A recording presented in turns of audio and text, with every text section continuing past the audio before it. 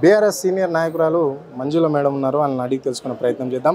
చెప్పండి మేడం, మరి రాష్ట్ర ప్రభుత్వానికి రాష్ట్ర ప్రభుత్వ ఉద్యోగాలకు రాష్ట్ర ప్రభుత్వం జీతాలు ఇవ్వని పరిస్థితి లేదు అని చెప్పేసి ముఖ్యమంత్రి అంటుంది. వాక్యాలను ఎట్లా చూస్తారు మరి? ముఖ్యమంత్రి అని మేము ఇప్పటివరకు అంటలేము. వాడు ఏ రోజైనా కానీ అంటారు కదా, మొన్న కూడా ఒక మీడియా దాంట్లో కూడా చెప్పిన, ముఖ్యమంత్రి స్థాయికి మాటలు లేవు, ముఖ్యమంత్రి కాదు, ఈరోజు చేతులు ఎత్తేసిండు, ఏమి లేదంటున్నాడు. కానీ బ్యూటీ అంటారు కదా, ఇప్పుడు ఏమంటారు ఇంటర్నేషనల్ మిస్ వరల్డ్ అది చేయడానికి మాత్రం రేవంత్ రెడ్డి దగ్గర పైసలు ఉన్నాయి, ఎవరికి లేవు. ప్రభుత్వ ఉద్యోగులకు లేదు, రైతు బంధు లేదు, రైతు బీమా లేదు, కళ్యాణ లక్ష్మికి లేవు. అర్థమైందమ్మా? ఇప్పుడు ఏమంటారు, ఆ రైతు పంట నష్టం పోయింది, దానికి లేదు. కానీ ఇవన్నిటికీ లేకుండా బ్యూటీ కాండ్ అంటారు కదా, వరల్డ్ వైజ్గా పిలిచి వాళ్ళది మాత్రం ఉన్నది.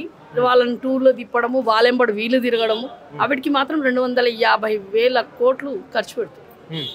ఎట్లా వస్తున్నాయి, ఎక్కడికించి వస్తున్నాయి అవన్నీ? చెప్పండి మరి. కేసీఆర్ని ఎందుకు టార్గెట్ చేసి ప్రతిసారి ముఖ్యమంత్రి మాట్లాడవలసిన అవసరం వస్తుంది ఇక్కడ ఈ రాష్ట్రంలో?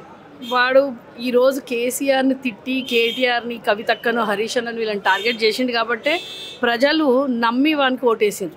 వీళ్ళకన్నా బెటర్ చేస్తారేమో అని చేస్తారు అన్నారు. కానీ ఇప్పుడు ఈరోజు అంటారు కదా, 15 నెలలు 16 నెలల్లోనే చేతులు ఎత్తేసిండు.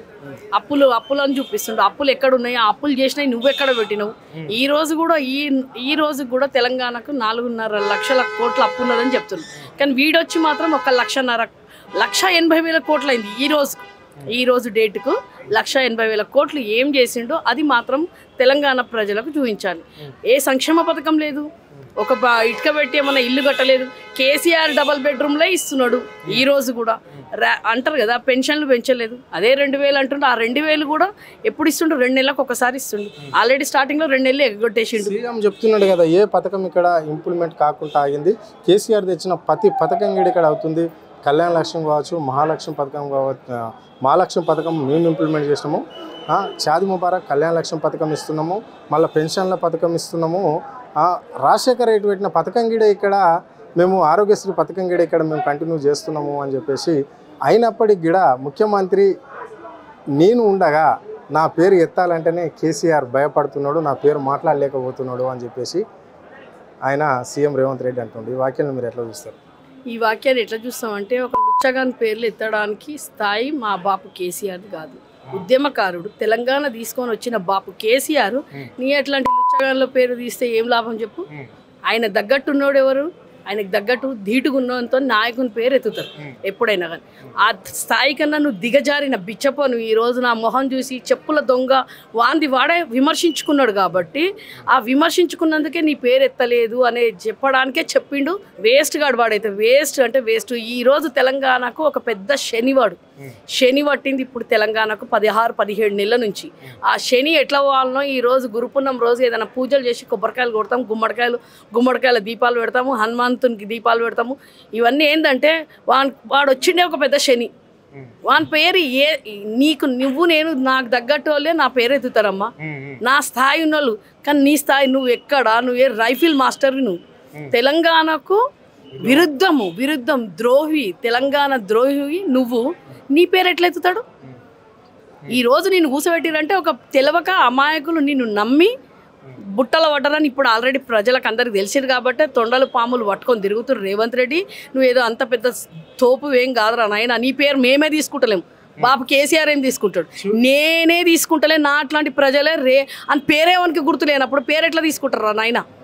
చివరిగా అంటే ఎవరు ఏది ఏమనుకున్నా కేసీఆర్ను ఓడించిన వాడే రేవంత్ రెడ్డి అని చెప్పేసి, నేను ఇక్కడ తెలంగాణకు 2వ ముఖ్యమంత్రిగా చరిత్రలో ఉంటా, కేసీఆర్ను ఓడించిన అని చెప్పేసి ఎవరు ఏదన్నా చరిత్ర నన్ను గుర్తుపెట్టుకుంటుంది అని ఒక 2 సార్లు బాపు కేసీఆర్ ఉన్నాడు ముఖ్యమంత్రి. అంటే కేసీఆర్ ఓడగొట్టిన తర్వాత 2వసారి ముఖ్యమంత్రిగా. ఈ రోజు అంటారు కదా, టైం వస్తే కుక్క కూడా పోయి సింహాసనం మీద కూర్చుంటుంది. నక్కతోక దొక్కిండాడు, అర్థమైందా? వాని భ్రమలో పడి ప్రజలు నక్కతోక దొక్కిండు కాబట్టి ఈరోజు రేవంత్ రెడ్డి ఉన్నాడు. బిడ్డ నేను ఎట్లా దించాలో కూడా ప్రజలకు తెలుసు అనుకుంటుండు.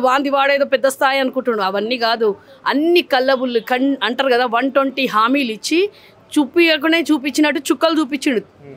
అంటారు కదా, పొద్దున పూటనే చుక్కలు చూపించేసి నేను అద్దేస్తా ఇద్దేస్తా అని అనగానే గొప్ప అనుకొని బాపు కేసీఆర్ కానీ మంచి చేస్తాడని అవకాశం ఇచ్చాడు. ఇంకోటి వాడు ఏం మాట్లాడిండు ఎలక్షన్ల ముందు, మీరు తెలంగాణ తీసుకొచ్చింది సోనియమ్మ కాబట్టి మాకొక్కసారి అవకాశం ఇవ్వమని కాళ్ళ మీద బేరానికి తీసుకొని వచ్చి రేవంత్ రెడ్డి ఈరోజు మళ్ళీ ప్రజలకు చుక్కలు చూపించి మెయిన్ హైడ్రాలో ఎంతమందిని గురుకుల పిల్లలు ఎంతమంది చచ్చిపోయారు, ఎంతమందికి రేపులు అవుతున్నాయి, అసలు ప్రతిదీ నాశనం చేసిండు తెలంగాణలో. ఈరోజు బాపు కేసీఆర్ కట్టిన తర్వాత వీడేం అభివృద్ధి చేసిండు, ఎందులో ఈ పైసలు పెట్టిండు, 1,80,000 కోట్ల రూపాయలు ఎక్కడ పెట్టిండో రేవంత్ రెడ్డి.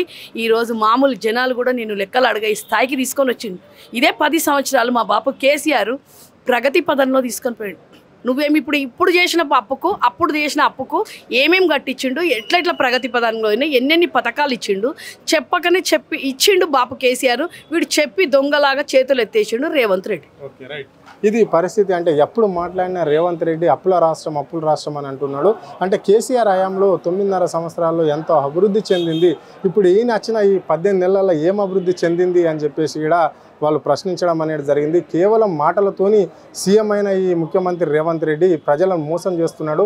రాబోయే ఎలక్షన్లో కాంగ్రెస్ పార్టీకి బుద్ధి చెప్పే రోజులు దగ్గర పడ్డాయని చెప్పేసి కూడా మంజులో చెప్పడం అనేది జరిగింది. కెమెరా పర్సన్ ప్రవీణ్తో అరుణ్, ఆద్య టీవీ, హైదరాబాద్.